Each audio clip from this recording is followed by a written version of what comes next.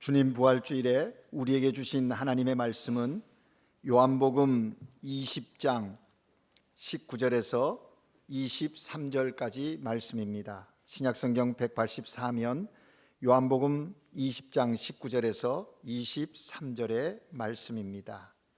하나님의 말씀입니다. 이날 곧 안식 후 첫날 저녁 때에 제자들이 유대인들을 두려워하여 모인 곳에 문들을 닫았더니 예수께서 오사 가운데 서서 이르시되 너희에게 평강이 있을지어다. 이 말씀을 하시고 손과 옆구리를 보이시니 제자들이 주를 보고 기뻐하더라. 예수께서 또 이르시되 너희에게 평강이 있을지어다. 아버지께서 나를 보내신 것 같이 나도 너희를 보내노라. 이 말씀을 하시고 그들을 향하여 숨을 내쉬어 이르시되 성령을 받으라. 너희가 누구의 죄든지 사하면 사하여질 것이요 누구의 죄든지 그대로 두면 그대로 있으리라 하시니라. 아멘. 시온 찬양대가 하나님께 찬양 드립니다.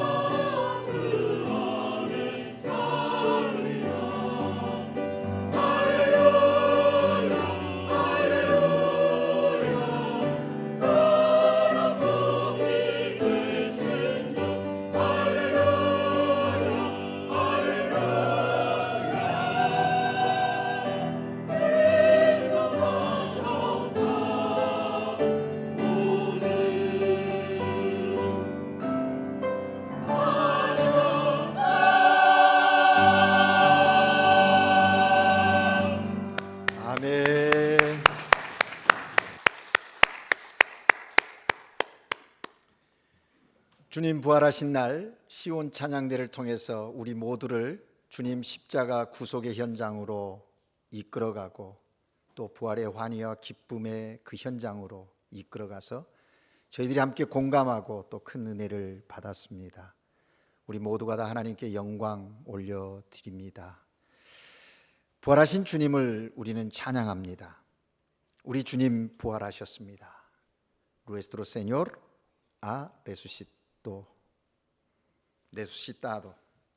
우리 한번 옆에 분들과 인사해 볼까요? 여기식으로 펠리스 파스쿠아.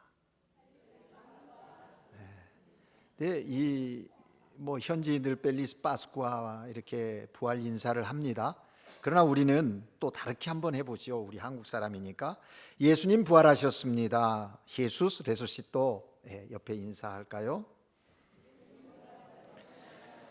그렇습니다. 예수님 부활 현장에 여러분 계셨습니까? 이게 정말 중요한 얘기입니다. 예수님이 부활하셨다는 역사적인 사건 인정합니다. 그렇죠. 십자가에 죽으시고 3일 만에 부활하셨다. 알미 중요합니다. 근데 정말 중요한 것은 그 예수님의 부활이 나와 무슨 상관이 있느냐, 이게 중요한 거지요. 예수님의 부활이 나는 나와 어떤 관계가 있느냐라는 거죠. 그래서 우리는 이 부활절마다 마음속에 다짐하고 고백해야 하는 게 있습니다. 나는 부활을 믿습니다 하는 겁니다. 예수님의 부활이 단순히 예수님만의 부활이 아니라 오늘 하나님께 예배드리는 우리의 부활과 연결되어져 있다는 겁니다. 그래서 예수님의 부활은 곧 나의 부활입니다 하는 신앙이 우리에게 있어야 한다는 것이요.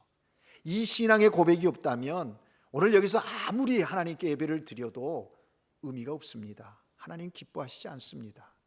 우리에게 분명한 이 고백이 있어야 합니다. 나는 부활을 믿습니다. 누구로 말미암아? 예수 그리스도로 말미암아. 다시 한번 옆 사람에게 고백하십시다. 나는 부활을 믿습니다. Yo también creo en la resurrección. 그렇죠. 우리가 부활을 믿는 거예요.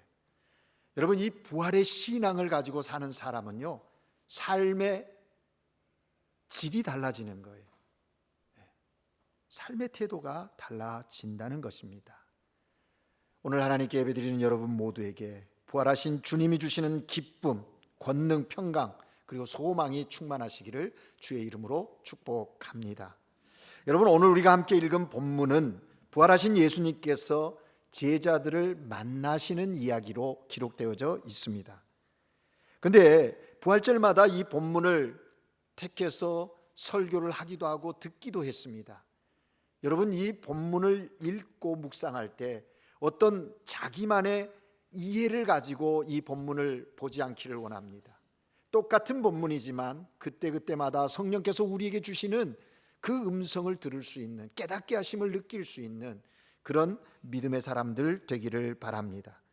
저는 오늘 이 본문을 통해서 삶의 상황 속에 두려움에 떨고 있는 제자들, 그들을 찾아가신 예수님으로 말미암아 제자들의 삶이 어떤 시작점과 어떤 변화가 있었는가, 거기에 초점을 맞춰서 이 본문을 이해하고 오늘 이 아침 우리에게 주신 하나님의 음성을 들으려고 하는 것입니다. 오늘 본문 19절에 보면 이렇게 기록되어져 있지요. 이날 곧 안식 후 첫날 저녁 때에 제자들이 유대인들을 두려워하여 모인 곳에 문들을 닫았더니라고 했어요. 부활하신 예수님께서 처음으로 당시 제자들을 찾으실 때 그 상황을 설명하고 있는데, 우선 그 만남이 언제 이루어졌는가, 그것을 설명하고 있습니다. 안식 후 첫날 저녁 때라고 말합니다. 유대인들에게 있어서 안식일은 금요일 해질 때부터 토요일 해질 때까지인 거지요. 그래서 안식 후 첫날이라는 말은 일요일을 이야기하는 것이죠. 주일. 우리는 지금 현대 기독교인들은 주님의 날, 그래서 주일이라고 부르죠. 그러니까 예수님께서 부활하신 날이에요. 그 부활하신 날을 기념해서 우리가 하나님을 찬양하고 예수님께 예배하는 그런 귀한 신앙을 갖고 있는 겁니다. 저녁 때라고 했습니다. 예수님께서 새벽에 부활하신 뒤 이제 하루가 마감되어지는 저녁 때쯤 제자들을 찾아가셨다, 그런 얘기입니다. 그리고 또 이 내용을 살펴보면 제자들이 어떻게 하고 있었는가? 유대인들을 두려워하여 모인 곳에 문들을 닫았다, 그렇게 얘기합니다. 제자들이 두려워했고, 그래서 은밀한 곳에 문이란 문은 다 닫고 잠그고 숨어 있었다, 그런 얘기겠죠. 여러분, 여기서 제자들의 이런 마음을 갖게 된 그 원인, 동기가 어디 있는지 좀 묵상해 볼 필요가 있습니다. 당시 제자들의 마음이 어떠했을까요? 예수님께서 십자가에 못 박혀 죽으신 사건은 그들에게 큰 충격이 아닐 수 없었습니다.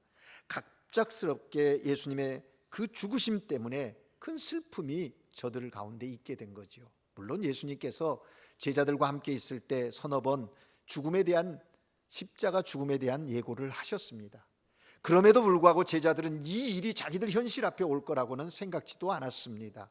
예수님을 따를 때에 그 많은 예수님의 가르침과 행하신 이적들과 또 놀라운 일들을 볼 때 제자로서 당당함이 있었고 뿌듯함이 있었고 자랑스러움이 있었을 것입니다. 내가 예수님의 제자 된 거 잘했지, 이런 마음도 들었지 않았겠습니까? 그런데 갑작스런 예수님의 죽음 때문에 못 박혀 죽으신 그 사건은 제자들에게 큰 충격이었다는 것이죠. 그런데 저들이 두려워서 문을 꼭꼭 잠그고 있는 이 상황이 단순히 그 이유 때문이었을까요? 좀 더 생각해 보면 그보다는 예수님을 십자가에 못 박은 자들이 이제 다음으로 자기들을 십자가에 못 박을 것이라고 하는 걱정스러운 생각에 사로잡혀서 두려워함이 저들 가운데 있었을 것이다 생각하게 됩니다. 그렇습니다, 여러분. 제자들은 예수님께서 십자가에 죽으시자 갑작스런 심각한 상황에 처하게 된 것이지요. 예기치 않은 상황일 수도 있습니다. 마치 아름다운 향기로운 꽃이 가득했던 봄철이 가고 무성한 나뭇잎이 있는 여름철도 지나가고 풍성한 열매가 있는 가을철도 지나고 앙상한 가지만 남은 겨울철과 같은 그런 시점에 지금 제자들이 서 있다라는 것입니다.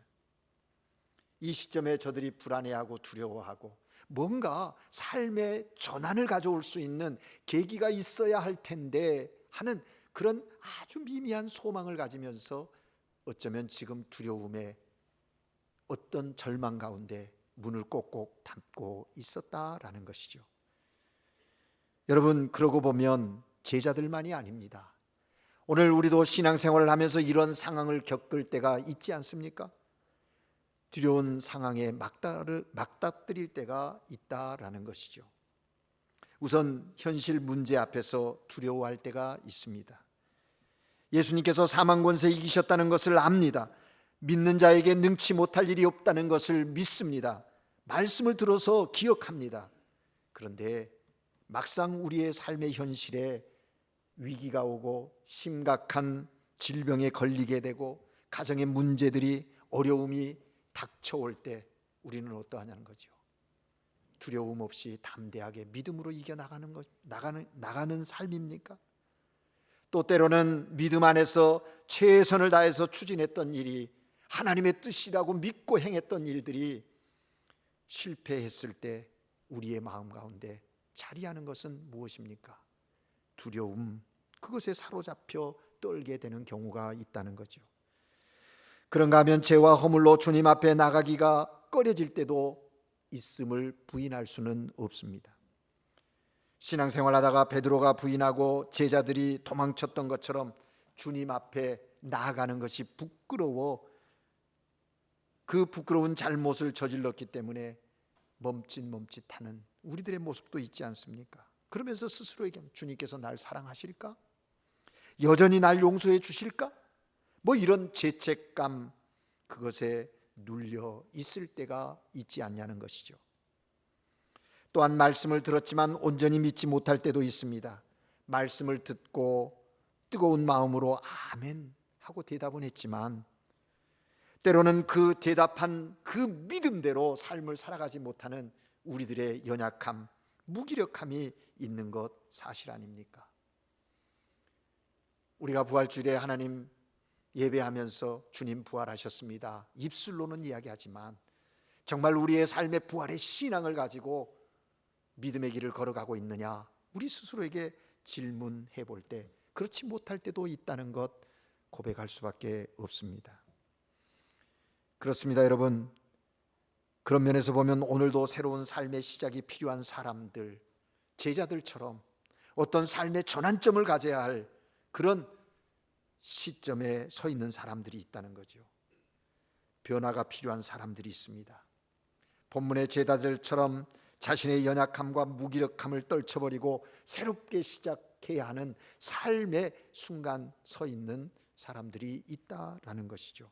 변화된 삶을 살고 싶은 사람들이 있는 거예요. 여러분은 어떠십니까?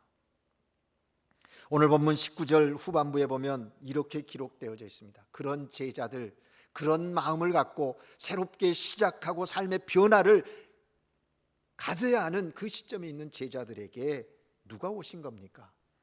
부활하신 예수님께서 오사 가운데 서서 말씀하셨다라고 기록하고 있습니다. 부활하신 예수님께서 제자들을 찾아오셔서 말씀하셨다는 것입니다. 앞에서 살펴본 것처럼 제자들은 지금 참담한 상황에 있습니다. 두려워 문을 걸어 잠그고 숨어 있습니다. 영적으로 보면 절망과 두려움에 사로잡혀 있는 것이 분명합니다. 그 상황에 있는 거예요. 어쩌면 저들은 이제 모든 것이 끝났다, 이제 예수님을 십자가에 못 박게 한 그들이 우리를 잡으러 오는 그 순간만을 기다리면서 벌벌 떨고 있는지도 모르겠습니다. 그런데 그때에 부활하신 예수님께서 저들을 찾아오셨다는 거예요. 그래서 놀라운 변화가 제자들 가운데 일어나기 시작합니다. 부활하신 예수님께서 제자들에게 새로운 삶의 시작과 변화를 선물로 주시는 것이 오늘 본문의 이야기인 것이에요. 여기서 우리는 질문해 봅니다. 그러면 제자들의 새로운 삶의 시작은 어떠했는가?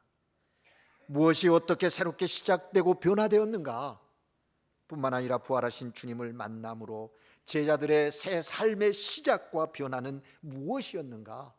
우리는 그것을 오늘 본문 속에서 물으면서 그 답을 통해서 오늘 나의 삶 가운데 동일하게 무언가 새로운 삶의 시작과 변화를 해야 하는 시점이라면 적용하는 우리가 되어야 하겠다는 겁니다.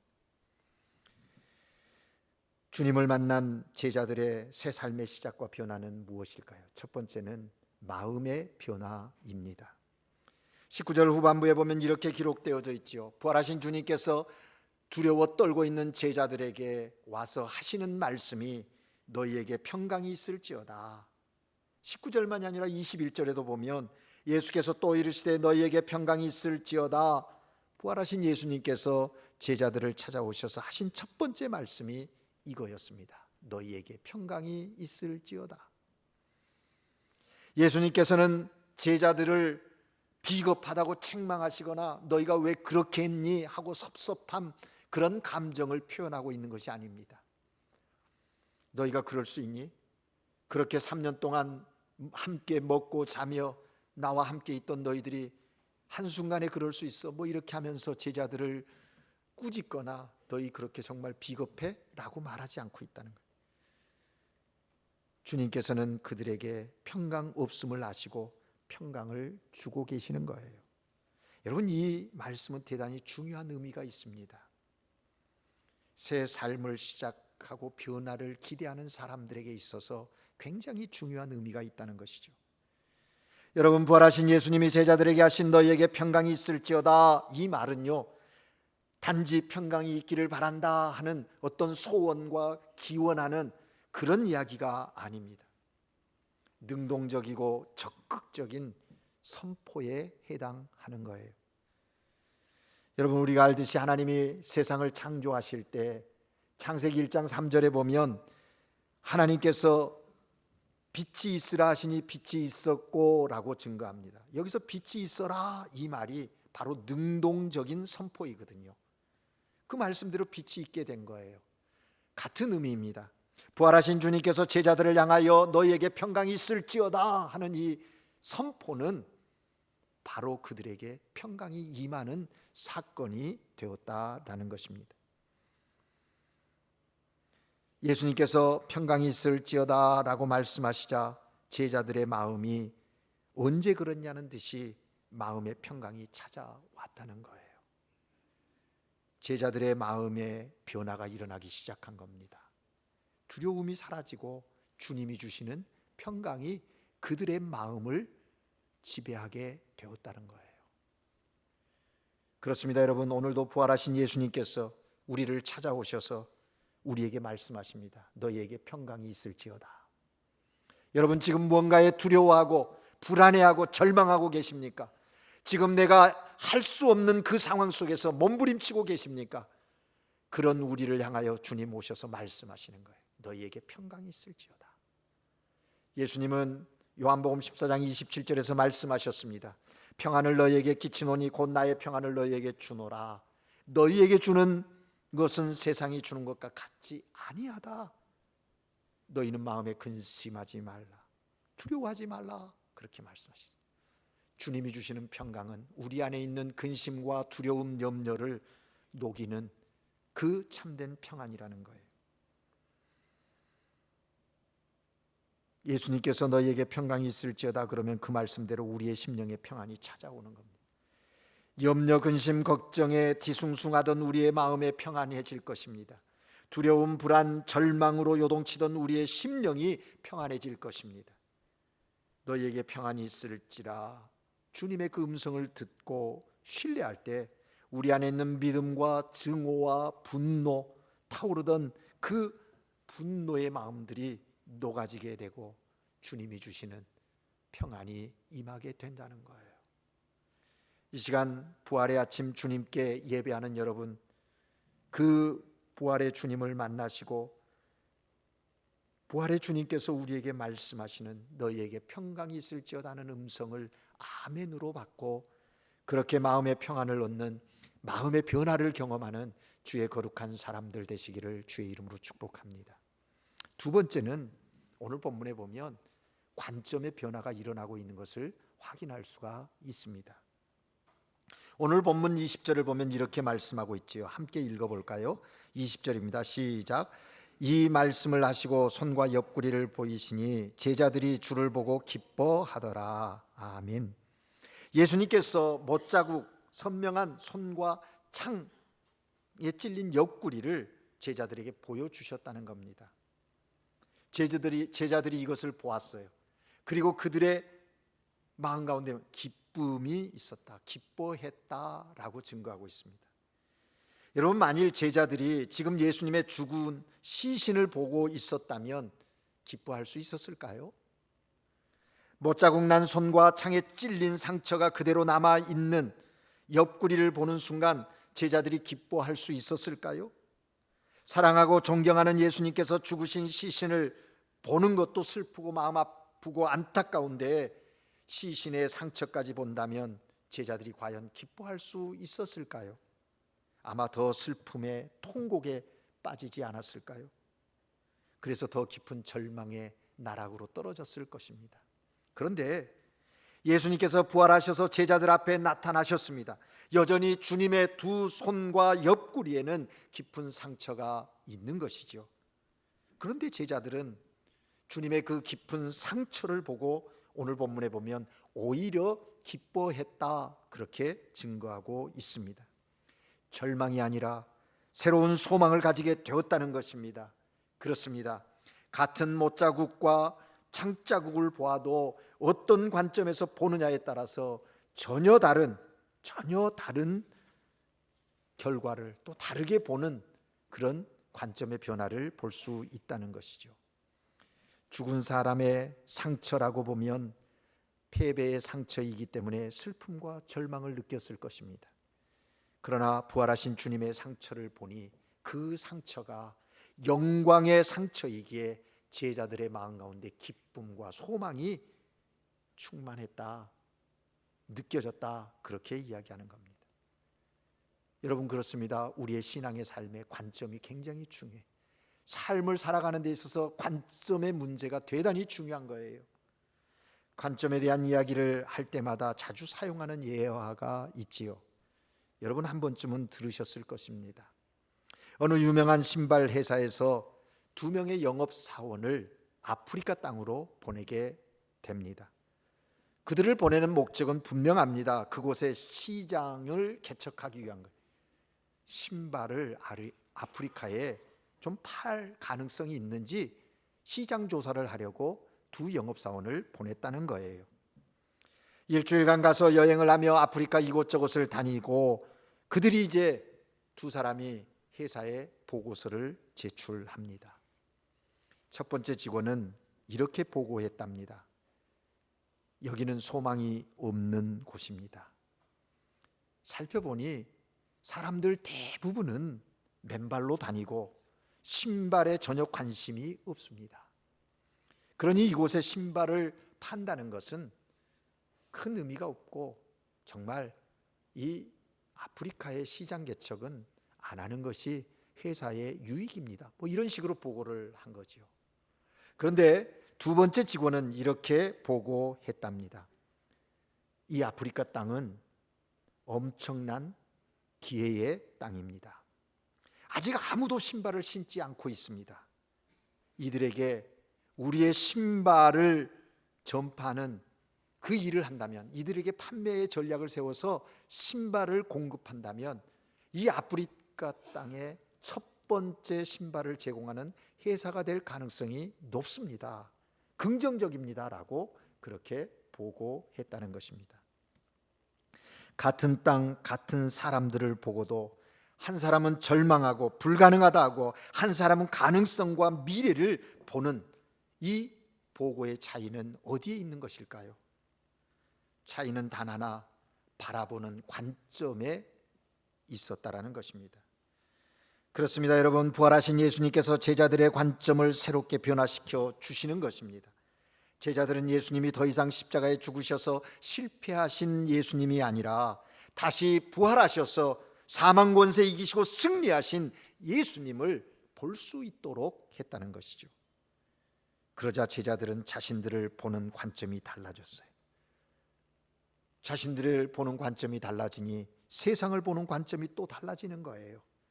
그렇게 관점이 달라지니까 그동안 억누르고 있던 감정까지도 달라진 겁니다. 슬퍼하던 사람들이 기뻐하게 되었다는 거예요. 그리고 관점이 달라지니 태도가 달라지고 좌절하고 절망하던 사람들이 용기를 가지고 담대하게 소망 가운데 삶을 살아가게 되었다라는 거예요. 여러분, 그렇습니다. 오늘 우리도 부활하신 예수님을 만나면 우리의 관점이 달라질 것입니다.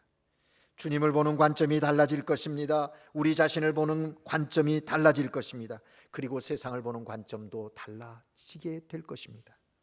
그래서 그러다 보니 우리의 감정의 변화가 올 것이고 늘 원망과 불평하고 냉소적이던 슬픔에 젖어 있던 그 사람이 긍정적이고 또 기뻐하고 또 적극적인 그런 삶의 자리로 나아가게 된다는 것이죠. 좌절하고 절망하던 우리가 용기를 갖게 되고 소망을 갖게 될 것입니다. 이 시간 여러분 모두가 부활하신 주님을 만남으로 주님이 우리의 관점을 바꾸시는 그 놀라운 은혜를 부활의 주님을 통해서 체험하시는 여러분들 되시기를 주의 이름으로 축복합니다. 마지막 세 번째는 삶의 변화입니다. 21절 22절을 보면 이렇게 말씀하고 있죠. 함께 읽을까요? 시작. 아버지께서 나를 보내신 것 같이 나도 너희를 보내노라. 이 말씀을 하시고 그들을 향하여 숨을 내쉬며 이르시되 성령을 받으라. 아멘. 예수님께서 제자들을 찾아오신 뒤에 제자들이 앞으로 삶을 어떻게 살아가야 하는지 그것에 대해서 말씀하고 있는 내용입니다. 이 말씀을 정리해 보면 두 가지 말씀을 주님이 하고 계시는 것이죠. 첫째는 먼저는 보내심인 겁니다. 예수님께서 이미 갈릴리에서 전도 사역을 하실 때 제자들을 둘씩 짝지어서 보내셨어요. 그 보내심이 있었어요. 그때는 훈련을 위한 것이었다면 이제 제자들을 보내시는 이 사건은 저들에게 사명을 부여하는 사건입니다. 이렇게 제자들은 부활하신 예수님을 만난 뒤에 새로운 삶의 변화를 갖게 되었다는 거예요. 바로 사명의 삶으로의 변화라는 것이죠. 되는 대로 그냥 그렇게 주어진 시간 살아가는 것이 아니라 그 자리에서 지금 하고 있는 그 일들이 하나님이 내게 맡겨주신, 하나님이 내게 허락하신 사명의 자리라는 걸 알고 살아가게 되었다는 거예요. 그동안 제자들은 자신을 위한 삶을 살아왔습니다. 그러나 이제는 주님께서 주신 사명을 위해 살게 되었지요. 다시 말해서 주를 위한 삶을 살게 된 것입니다. 부활하신 예수님을 만난 사람들에게 이러한 삶의 변화가 있는 겁니다. 오늘 하나님께 예배드리는 여러분 어떻습니까? 부활하신 주님을 믿고 그 부활하신 주님이 나와 함께 하신다면 지금 여러분의 삶은, 여러분이 지금 행하고 있고 계시고 있는, 그 머물고 있는 그 자리는 어떤 자리일까요? 나를 위해 살던 우리가 무언가 주를 위해 살려고 힘쓰게 되고, 주님께서 내게 부탁한 것이 무엇인지 찾으려 하고 그것을 위해서 힘쓰는 그런 마음, 그것이 우리 안에 있게 됩니다. 주님이 나를 이곳에 보내셨다. 그 의식, 그 사명의식이 있게 된다는, 그럼 삶이 변화가 있게 되는 것이죠. 다음은 성령의 이끄심입니다.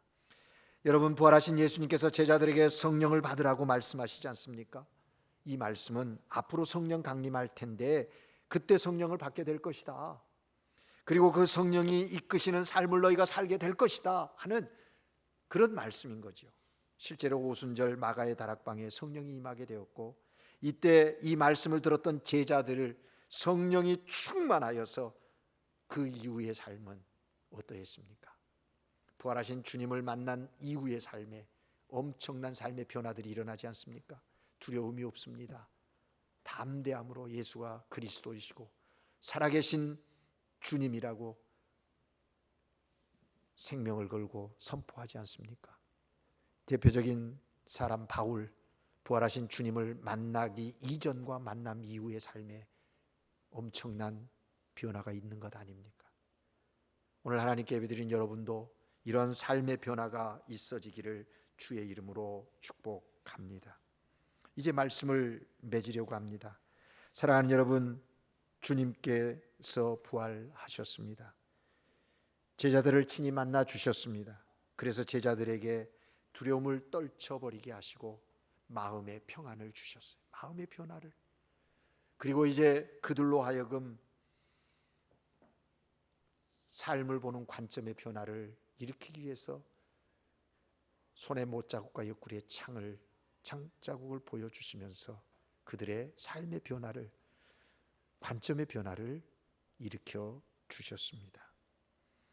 이 부활날 부활하신 주님께 예배하는 여러분, 부활하신 주님을 만나십시오. 그리고 내게 말씀하심에 귀를 기울이십시오. 그래서 우리 안에 있는 두려움과 염려, 근심을 떨쳐버리고 주께서 주시는 평안을, 마음의 평안을 가지십시오. 삶의 현실을 보는 우리의 시각이 믿음의 눈으로 부활의 주님이 보게 하시는 것을 볼 수 있는 여러분 되시기 바랍니다. 그래서 우리의 삶을 통해서 하나님을 영화롭게 하는, 하나님이 주시는 놀라운 은혜를 삶의 자리에서 누리면서 복된 믿음의 인생의 길을 걸어가는 하나님의 사람들, 삶의 새로운 시작과 변화가 날마다 성령의 이끄심 속에서 이루어지는 복된 성도들 되시기를 주님의 이름으로 축복합니다. 기도하겠습니다. 사랑의 하나님 아버지, 사망 권세 이기시고 부활하신 주님 찬양합니다. 사랑합니다. 주님의 부활이 나의 부활인 것을 고백하며 주님의 부활하심으로 말미암는 나의 삶의 새로운 시작과 변화들이 정말 하나님 영광이 위한 그런 자리가 되고 그런 변화가 되게 하시니 감사합니다. 우리의 마음이, 우리의 관점이, 우리의 삶들이 주의 뜻 안에 있음을 고백하며 보내신 곳에 성령의 이끄심 따라 삶을 살아가는 하나님의 거룩한 백성 되게 하옵소서. 주님의 몸된 교회가 그런 공동체 되게 하시고 우리의 삶의 현장이 하나님께 드려지는 온전한 예배가 되게 하시옵소서. 예수 그리스도 이름으로 기도합니다. 아멘.